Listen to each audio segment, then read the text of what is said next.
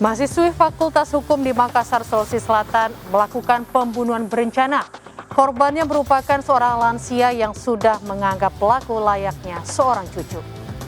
Pelaku merencanakan pembunuhan 2 minggu sebelum hari eksekusi dengan meminta bantuan pacarnya.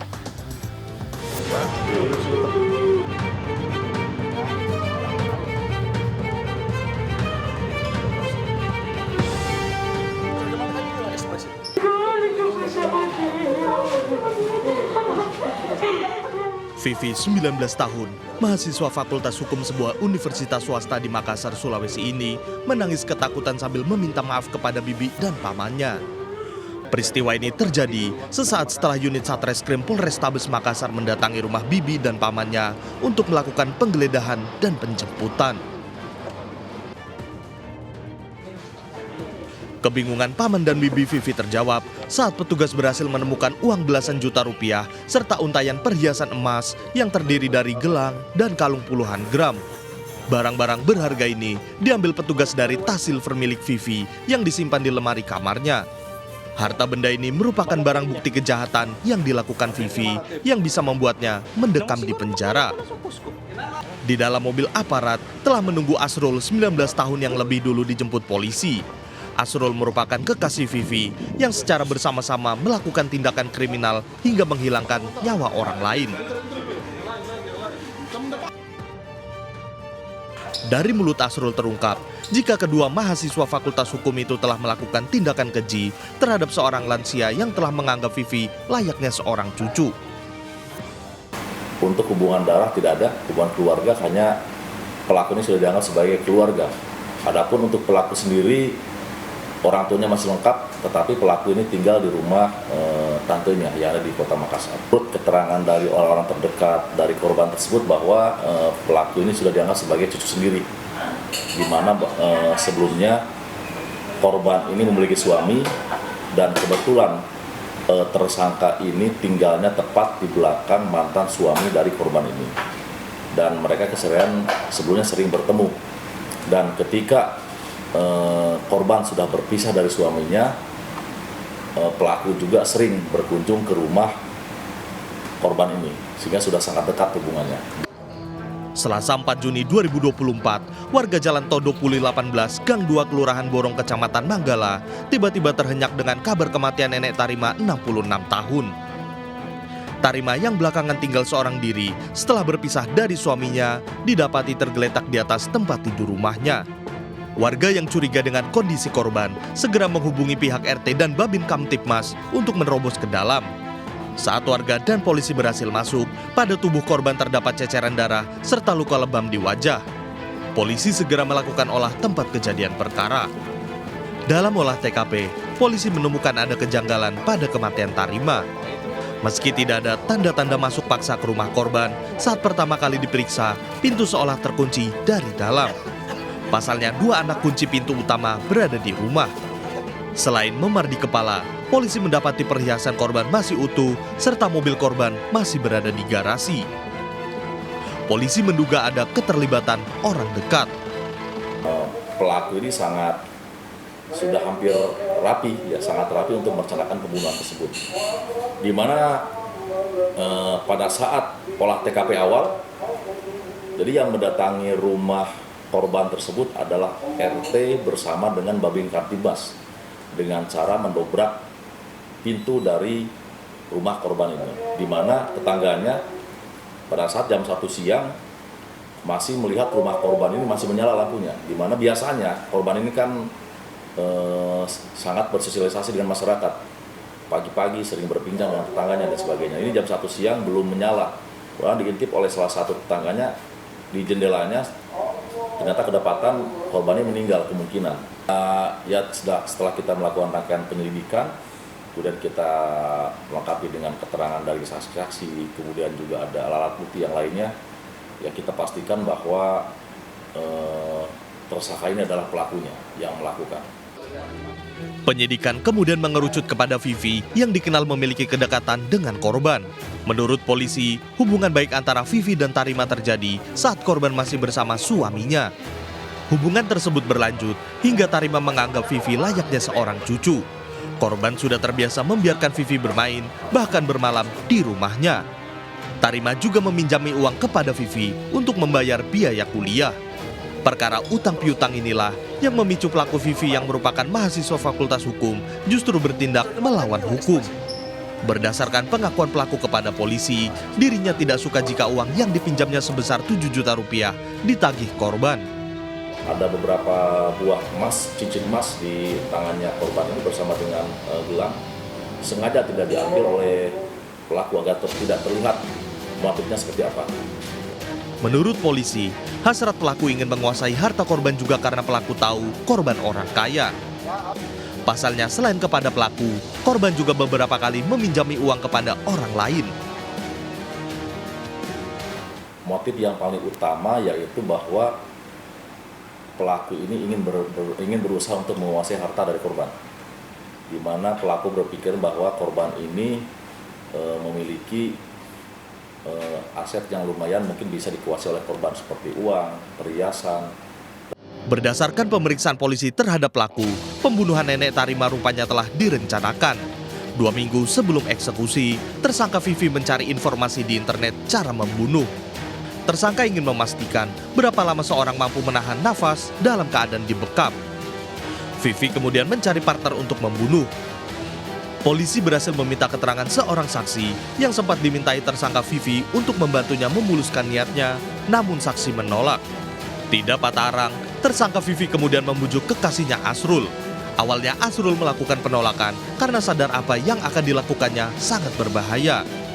Namun tersangka Asrul akhirnya merestui dan mengikuti kemauan sang pacar. Pasalnya, Asrul dijanjikan akan dibelikan sepatu dan akan mendapat bagian dari harta korban yang dirampas. Jadi sebelumnya korban juga sudah mengajak ada saksi lain, rekan korban, sudah kita minta keterangan juga bahwa dia sebelumnya sudah diajak untuk melakukan pembunuhan tersebut, akan tapi orang ini menolak. Kemudian juga mengajak pacarnya yang merupakan rekan dari pelaku yang satu fakultas dengan pelaku. Ya. Walaupun pacarnya tersebut juga awalnya menolak, akan tetapi dengan paksaan dan bujuk rayu dari pelaku tersebut, akhirnya rekannya pelaku ini yang sudah kita tetapkan tersangka juga akhirnya mengikuti rencana dari pelaku tersebut. Dilihat juga di handphonenya pelaku sendiri, dia 2 minggu sebelumnya dia sudah melakukan pencarian di mesin pencari di Google. Dia melakukan pencarian berapa lama nafas seseorang bisa bertahan ketika ditutup pakai bantal. Nah, dia sudah merencanakan, mungkin sudah membuat opsi-opsi tertentu untuk melakukan pembunuhan, apakah dengan dibekap bantal atau dengan yang lainnya. Setelah mendapat teman untuk melakukan pembunuhan, pelaku menentukan tanggal dan waktu eksekusi yang dinilainya minim saksi mata. Setelah membunuh nenek angkatnya dengan cara yang keji, Vivi mengambil uang 20 juta rupiah dan puluhan gram perhiasan emas. Lantas, apa kata psikolog atas perbuatan mahasiswa Fakultas Hukum yang justru melakukan tindakan keji melawan hukum?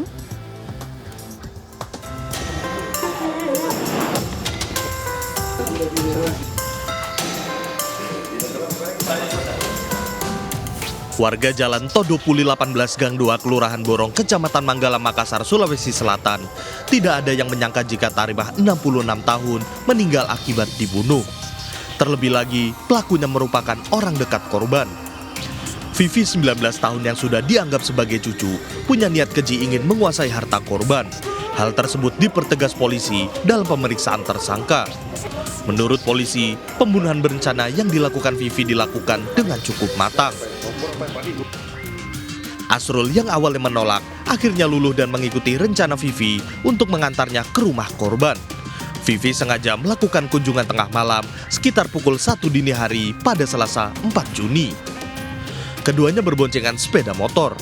Setelah mengantar Vivi, Asrul melanjutkan perjalanan untuk menunggu instruksi selanjutnya.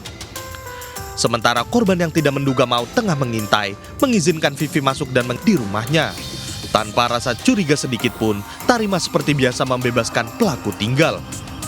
Setelah mengobrol sebentar, korban pun pamit untuk kembali tidur dan masuk ke kamar. Di saat itulah, pelaku Vivi kemudian menghubungi Asrul. Vivi meminta Asrul kembali ke rumah Tarima untuk merampungkan niat jahatnya. Kedua pelaku langsung masuk ke kamar korban. Tarima yang sedang terlelap dianiaya menggunakan bantal. Untuk memastikan korban tidak berdaya, Vivi kembali menganiaya lansia yang sudah menganggapnya sebagai cucu itu dengan remote AC. Pukulan itu yang menyebabkan memar di kepala korban. Setelah memastikan korban meninggal dunia, Vivi kemudian menggeledah lemari dan menemukan barang-barang berharga milik korban.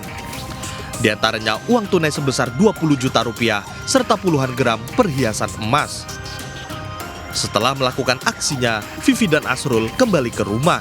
Vivi kemudian menghadiahi sepatu bermerek untuk pacar yang telah membantunya membunuh. Pelaku masuk ke rumah korban karena pelaku dengan korban sudah saling kenal baik dan juga sering ke rumah korban, sehingga ketika tengah malam pelaku mengetuk pintu, dia dibukakan pintu. Kemudian pelaku masuk ke rumah, ngobrol dengan korban, dipastikan korban yang meninggal dunia. Pelaku kemudian melakukan pencarian di dalam kamar. Di dalam lemari ini didapatkan beberapa perhiasan, kemudian juga uang, gitu, yang kemudian langsung dibawa oleh pelaku. Nah, paginya pelaku utama ini, Vivi, langsung mencari hadiah untuk pacarnya tersebut dari uang tersebut, membelikan sepasang sepatu bekas, kemudian dikasihkan ke pacarnya ini sebagai hadiah. Dia sudah membantu pembunuhan, dan kemudian direncanakan bahwa nanti uangnya dan juga perhiasan akan dibagi setelah perhiasan ini berhasil dijual. Untuk menyempurnakan rencananya, Vivi sengaja tidak mengambil perhiasan yang dikenakan korban. Ponsel dan uang korban yang berada di dompet juga tidak disentuh. Menurut polisi, Vivi mengatur agar kematian Tarima tidak dikaitkan dengan perampokan. Menyiapkan alibi-alibi tertentu, termasuk juga handphone korban tidak diambil oleh pelaku. Dan juga ada beberapa perhiasan yang berada pada tubuh korban seperti emas. Ada beberapa buah emas, cincin emas di tangannya korban ini bersama dengan gelang. Sengaja tidak diambil oleh pelaku agar tidak terlihat motifnya seperti apa. Vivi juga dengan matang memikirkan agar terkesan korban seorang diri di rumah saat dirinya meninggal. Hal itu dilakukan dengan cara meninggalkan kunci pintu rumah korban tergantung di bagian dalam pintu.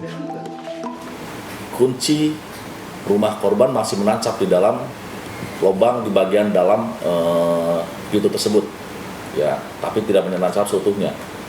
Nah, ternyata korban ini sudah mempersiapkan agar terlihat bahwa pintu ini dikunci dari dalam. Tapi ternyata ada 3 buah anak kunci, 1 kunci dibawa oleh korban, kemudian 2 kunci ditinggal di daun pintu, sehingga seolah emang dikunci dari dalam, tidak ada akses orang masuk kalau ada pelaku. Menyikapi pembunuhan dan perampokan yang dilakukan mahasiswa Fakultas Hukum Psikolog Universitas Hasanuddin Makassar, Istiana Tajudin menilai jika pelaku belum mampu menerapkan nilai baik dan buruk dalam dirinya. Pelaku hanya mementingkan ego untuk memenuhi keinginannya meski salah. Jadi pengetahuan ini tidak diinternalisasi dengan baik oleh para mahasiswa sebagai value ya di dalam hidupnya. Jadi itu hanya sebatas knowledge saja. Jadi hanya sebatas pengetahuan saja. Sehingga bahan pertimbangannya tentu saja yang lebih banyak mendesak adalah kebutuhannya saat itu ya.